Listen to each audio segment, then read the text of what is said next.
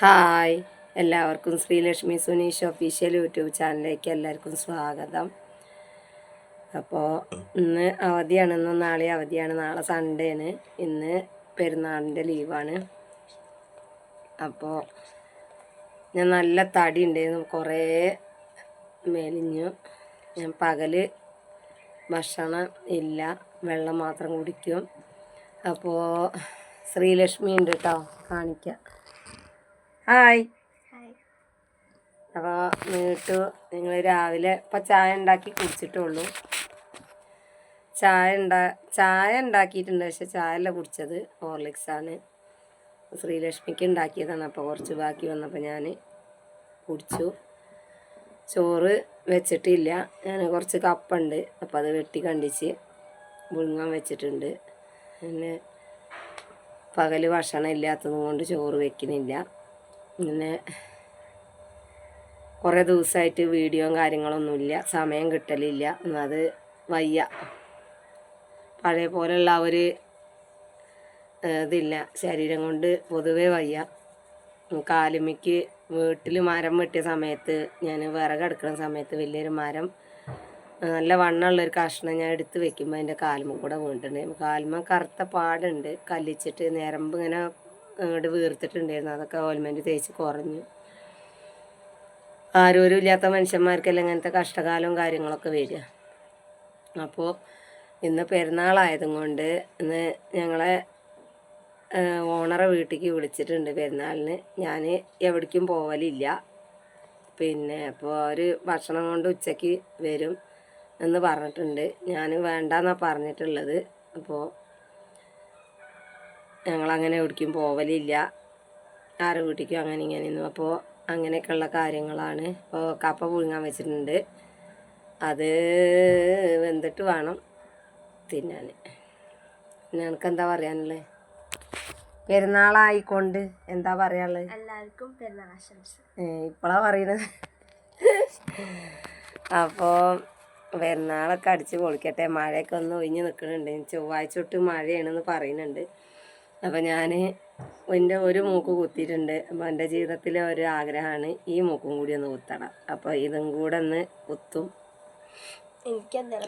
ചിലപ്പോൾ പറഞ്ഞുകൊണ്ട് നിൽക്കണ നേരത്ത് വീണ് മരിച്ചു കഴിഞ്ഞാൽ നമ്മളെ ആഗ്രഹങ്ങൾ സാധിക്കാതെ പോകും. സ്വർണം കൊണ്ടല്ല കേട്ടോ, ഒക്കെ ആരും സ്വർണ്ണം ഇടൂല. ഇത് സ്വർണ്ണമാണ് കേട്ടോ. സ്വർണ്ണമില്ലാത്ത ഒന്ന് ഇവിടെ കുത്തണം, അതിൻ്റെ ഒരു അപ്പോൾ അത് കുത്താൻ പോകണമെന്ന് വിചാരിക്കുന്നുണ്ടെന്ന്. പെരുന്നാളായിക്കൊണ്ട് കടകൾ ഉണ്ടോ എന്നില്ലേ എന്നുള്ള അറിയില്ല. അപ്പോൾ ജീവിതത്തിലൊരാഗ്രഹമാണ്. മേക്കാതെ കുത്തണം എന്നൊരാഗ്രഹം ഉണ്ടായിരുന്നു, മേക്കാതെ കുത്തിയെന്ന്. പക്ഷേ പിന്നെ കുറച്ച് കഴിഞ്ഞപ്പോൾ അതിൻ്റെ ആഗ്രഹം മാറി.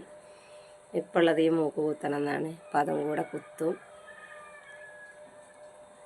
നമ്മൾ കുറേ പണിയെടുത്ത് നമുക്ക് ആർക്കും ഉണ്ടാക്കിയില്ല, ഒരു 10 പൈസ സമ്പാദ്യം ഉണ്ടാക്കിയിട്ടില്ല. അപ്പോൾ എന്തെങ്കിലും നമുക്ക് വേണ്ടത് നമുക്ക് ചെയ്യാൻ കഴിയില്ലെങ്കിൽ നമ്മൾ ജീവിച്ചിരിക്കണേന് അർത്ഥമില്ല. എന്താണ് അത്? ഞാൻ സ്വർണം കൊണ്ടല്ലേ കുട്ടി, സ്വർണം കൊണ്ട് കഴിയില്ല. അതല്ല, വേറെന്ത് മേടിച്ചു തരാനാ?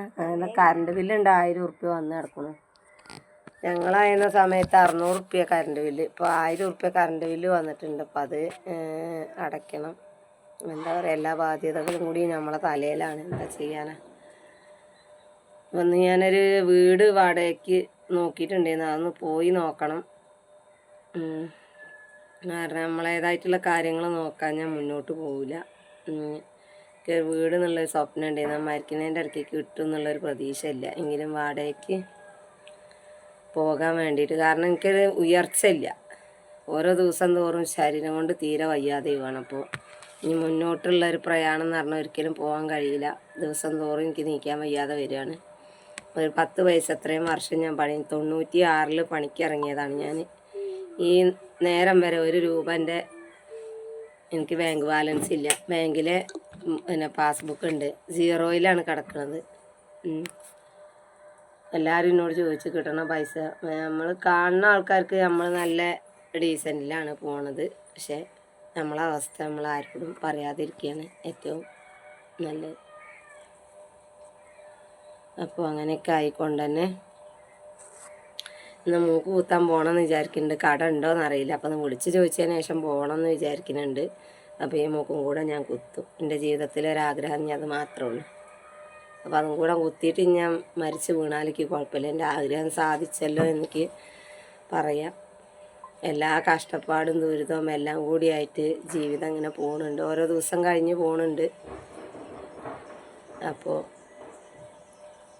സന്തോഷവും സമാധാനമൊന്നും ഇല്ലാത്തൊരു ജീവിതമാണ്. ഞാൻ മരിച്ചാലും എനിക്ക് കുഴപ്പമില്ല. എൻ്റെ അടുത്ത് ഒരാൾ കുത്തിരിക്കുന്നുണ്ട്. അതിനെ മുന്നോട്ട് എങ്ങനെ കൊണ്ടുപോകണം എന്നറിയാൻ പറ്റാത്തൊരവസ്ഥയിൽ ഇരിക്കുകയാണ്. സ്വന്തമായിട്ടൊരു വീടില്ലാത്തതിൻ്റെ ബുദ്ധിമുട്ട് ഇതുവരെ ഞാൻ അനുഭവിച്ചു. ഇവിടുന്ന് അങ്ങോട്ടും ഞാൻ അനുഭവിച്ചുകൊണ്ടിരിക്കുകയാണ്. അപ്പോൾ ഇനി എൻ്റെ ഒരു ലക്ഷ്യം എന്താ വെച്ചാൽ വാടകയ്ക്ക് ഒരു വീട് എടുത്തിട്ട് പോകാൻ മാറാനുള്ളത്. അപ്പം ഒന്ന് ഞാൻ ചോദിച്ചിട്ടുണ്ട്, എനിക്ക് അവിടം വരെ ഒന്ന് പോകണം. നമുക്ക് ഉച്ചയ്ക്ക് ശേഷം പോകാമെന്ന് വിചാരിച്ചിട്ടാണ്. അപ്പോൾ ഈ പെരുന്നാളിൻ്റെ സമയമായതുകൊണ്ട് ബസ് ഉണ്ടാവില്ല. ഉച്ചേനിട്ട് എന്തായാലും ഞാൻ പോവും, കുത്തും എന്നുള്ളൊരാഗ്രഹത്തോടു കൂടിയാണ് പോകുന്നത്. എൻ്റെ ജീവിതത്തിലൊരാഗ്രഹമാണ്. എനിക്ക് ആരോടും ഒന്നും പറയാനില്ല. ഞാൻ പണിയെടുക്കണതിൻ്റെ കാര്യങ്ങൾ എനിക്ക് വേണമെങ്കിൽ ഞാൻ നോക്കുക എന്നല്ലാതെ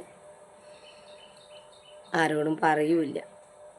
എത്ര ഞാൻ കഷ്ടപ്പാട് നിറഞ്ഞ് ജീവിച്ചാലും ഞാൻ ആരോടും എൻ്റെ കഷ്ടപ്പാടിനെ കുറിച്ച് ഞാൻ പറയൂല.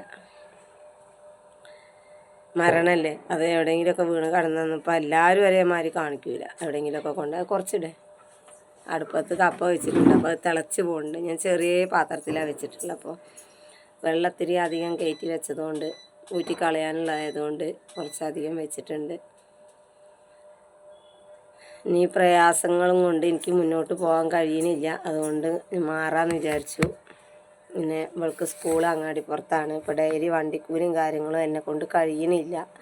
എല്ലാ ബാധ്യതകളും കൂടി എൻ്റെ തലയിലായിക്കൊണ്ട് ഞാൻ ഇത്രയും കാലം ഞാൻ പൊരുതി ജീവിച്ചു. എനിക്ക് പറ്റൂല. കാരണം പറ്റണേയും പരമാവധി ഞാൻ കുറേ നോക്കി. എൻ്റെ കഴുത്തിൽ കിടക്കണ കെട്ടിയ താലി വരെ ഞാൻ വിറ്റു ജീവിതം നോക്കി. എനിക്കൊരു അറ്റം കിട്ടണില്ല.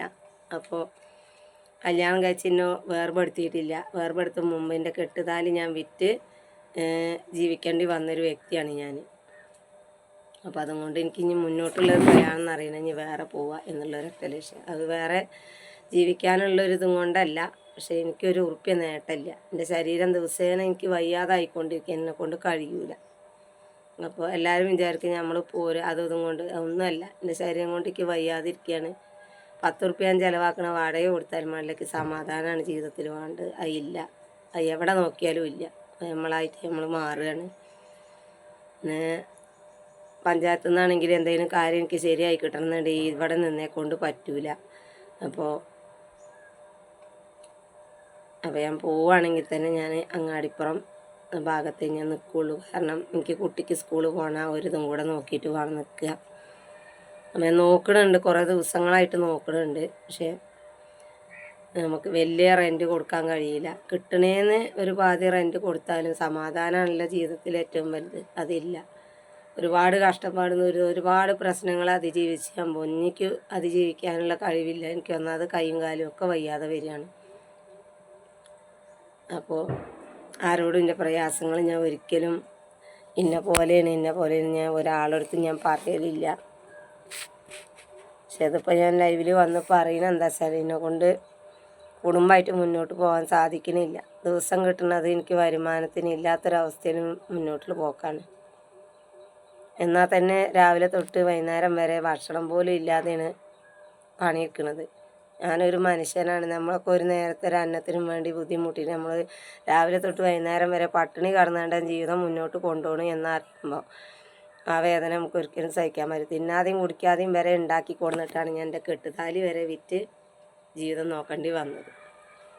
എൻ്റെ ഗതികേട് ഇങ്ങനെയാണ്. അപ്പോൾ ഞങ്ങളെ ചാനൽ കാണാത്തവരുണ്ടെങ്കിൽ കാണുക, സബ്സ്ക്രൈബ് ചെയ്യുക, കമൻറ്റ് ചെയ്യുക, ബെല്ലൈക്കണൊക്കെ അടിച്ച് പൊട്ടിക്കുക. Thank U.